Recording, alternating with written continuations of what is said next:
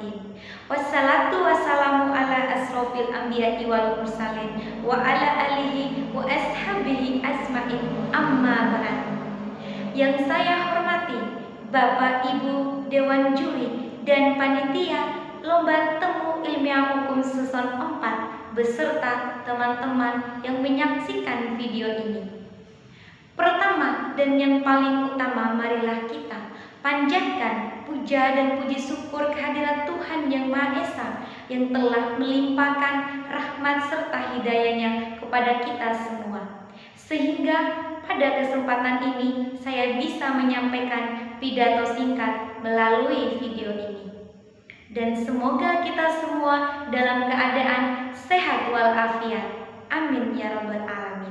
Tidak lupa pula kita sampaikan salawat beserta salam semoga terlimpah curahkan kepada junjungan kita Nabi Muhammad SAW yang telah membawa kita dari zaman kegelapan menuju zaman terang benderang seperti saat ini. Sebelumnya, izinkan saya memperkenalkan diri. Nama saya Susi Susanti, perwakilan dari Universitas Ahmad Dahlan Yogyakarta. Melalui momen yang sangat tepat ini, perkenankan saya menyampaikan pidato dengan tema Persatuan Indonesia. Saudara-saudaraku sebangsa setanah air Indonesia.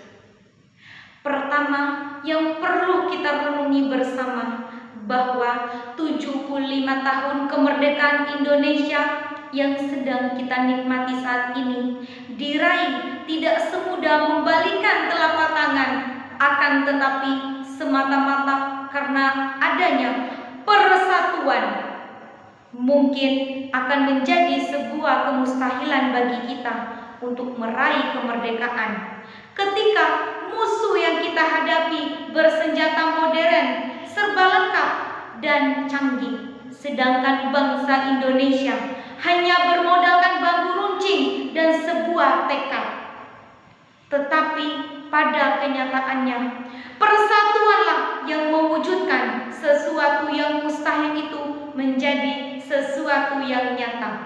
Negara Kesatuan Republik Indonesia yang diproklamasikan pada tanggal 17 Agustus 1945 mempunyai ciri khas, yaitu kebinekaan suku, budaya, dan agama yang menghuni dan tersebar di belasan ribu pulau yang ada di wilayah Nusantara yang sangat luas, terbentang dari Sabang sampai Merauke dan disatukan oleh tekad, yakni satu tanah air, satu bangsa, dan satu bahasa persatuan, yaitu bahasa Indonesia, serta dilandaskan pada Pancasila sebagai dasar negara. Kebinekaan menjadi faktor yang sangat menentukan perjalanan bangsa Indonesia, masa lalu, masa kini, dan masa depan. Perjalanan bangsa Indonesia telah dihadapi berbagai macam konflik, baik itu konflik vertikal maupun horizontal, sebagai akibat ketidakadilan, pelanggaran hak asasi manusia, lemahnya penegakan hukum, serta praktek korupsi, kolusi, dan nepotisme menjadi tantangan internal yang menguji ketahanan bangsa Indonesia. Belum selesai beragam masalah tersebut, saat ini Indonesia sedang dihadapi situasi pandemi COVID-19 yang berdampak pada berbagai macam sektor seperti pendidikan, ekonomi, politik, sosial, dan budaya. Kondisi dan situasi pandemi COVID-19 saat ini melatar belakangi adanya kebijakan-kebijakan pemerintah yang mengakibatkan pro kontra di tengah masyarakat.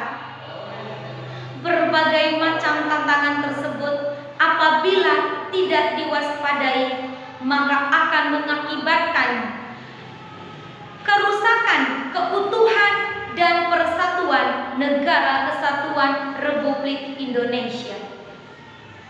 Saudara-saudaraku, sebangsa setanah air Indonesia. Indonesia adalah negara yang memiliki berbagai macam suku, budaya, dan agama. Sebagai makhluk sosial, tentunya manusia harus hidup dalam satu masyarakat yang kompleks akan nilai sosial. Karena terdiri dari berbagai macam suku dan agama.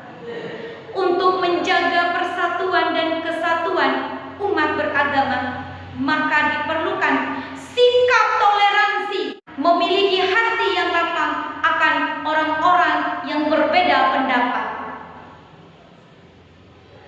Ada beberapa manfaat yang akan kita dapatkan dengan menanamkan sikap toleransi. Di antaranya, membuat masyarakat kita menjadi tentram, persatuan bangsa Indonesia terwujud, pembangunan bangsa Indonesia lebih mudah, dan masih banyak lagi.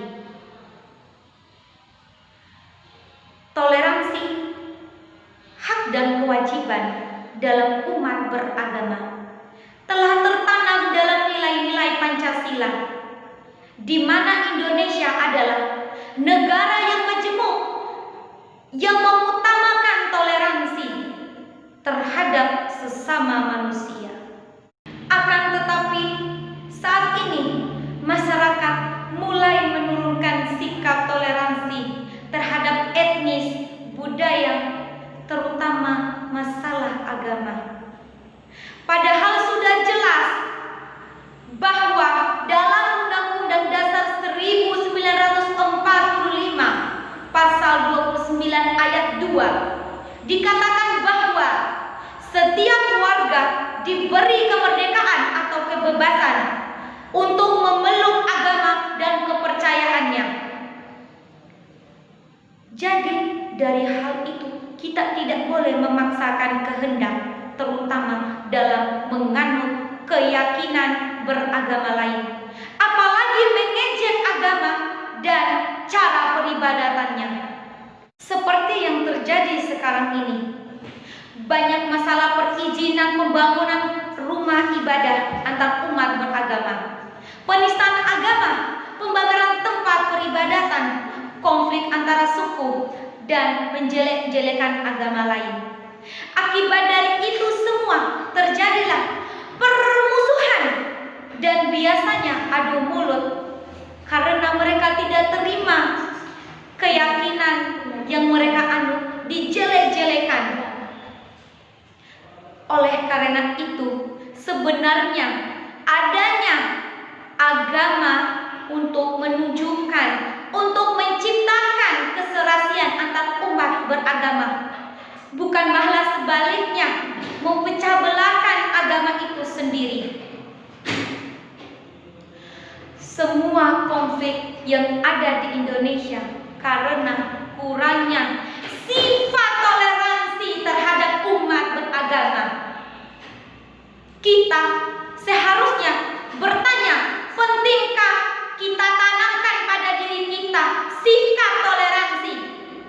Pasti jika kamu cinta perdamaian, tentu toleransi sangat penting untuk dijunjung tinggi dan ditanamkan pada masyarakat sejak dini, supaya masyarakat bisa menghargai keyakinan yang dianut oleh masing-masing masyarakat yang ada di Indonesia. Di negara tercinta kita sudah jelas bahwa Indonesia tidak hanya menganut satu keyakinan, tetapi terdapat banyak keyakinan. Sebagai bangsa Indonesia yang besar dan kaya akan budaya dan menanamkan sikap toleransi pada diri kita, kita seharusnya mulai melakukan toleransi terhadap orang yang ada di dekatmu, terutama yang berbeda pendapat. Karena kita diciptakan untuk bisa memberikan satu menjadi satu untuk semuanya. Ingat, semboyan negara tercinta kita yaitu Bhinneka Tunggal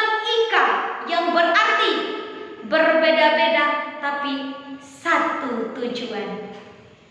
Meskipun kita berbeda keyakinan, kita harus menghargai dan menghormati satu sama lain.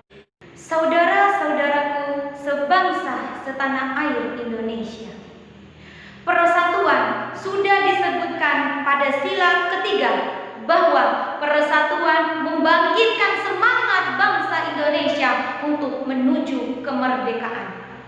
Kemudian di lain sisi, sebagai landasan konstitusi Negara Kesatuan Republik Indonesia, negara Indonesia yang berkedaulatan rakyat dengan berdasar kepada persatuan Indonesia sebagai fondasi bahwa pentingnya kesatuan dan persatuan bangsa Indonesia. Bagaimana supaya bangsa Indonesia mencapai kesejahteraan dan keamanan bangsa Indonesia? Tentu cara berpikir masyarakat harus mempererat persatuan maupun kesatuan, baik dalam bidang politik, sosial, budaya, dan ekonomi. Bukan sebaliknya, membawa perbedaan akan mengakibatkan perpecahan. Tetapi adanya perbedaan adalah sebuah kekuatan bangsa Indonesia untuk mencapai kemerdekaan dan kesejahteraan bersama. Saudara-saudaraku sebangsa setanah air Indonesia, sudah bukan waktunya kita mempermasalahkan tentang perbedaan. Sudah bukan waktunya kita mempermasalahkan suku, agama, ras, dan golongan.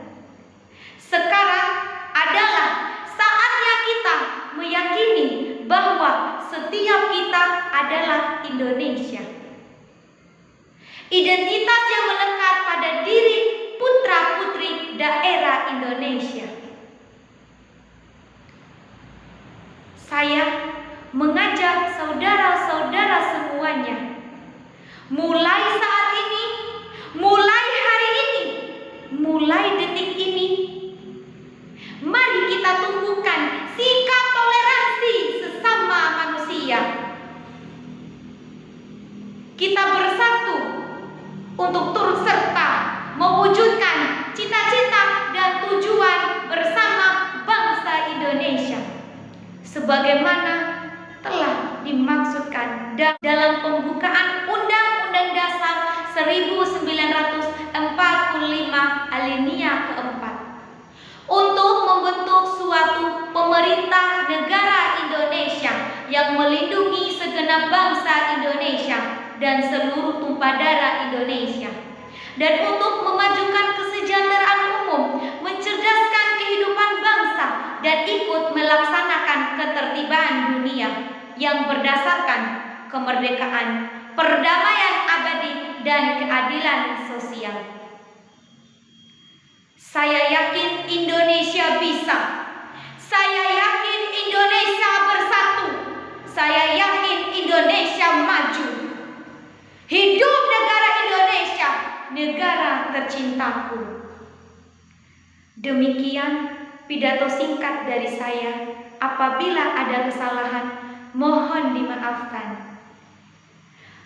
Bila ada jarum yang patah, jangan simpan di dalam peti. Bila ada kata yang salah, jangan simpan dalam hati. Karena kesalahan datangnya dari saya, dan kesempurnaan hanya milik Allah Subhanahu wa Ta'ala.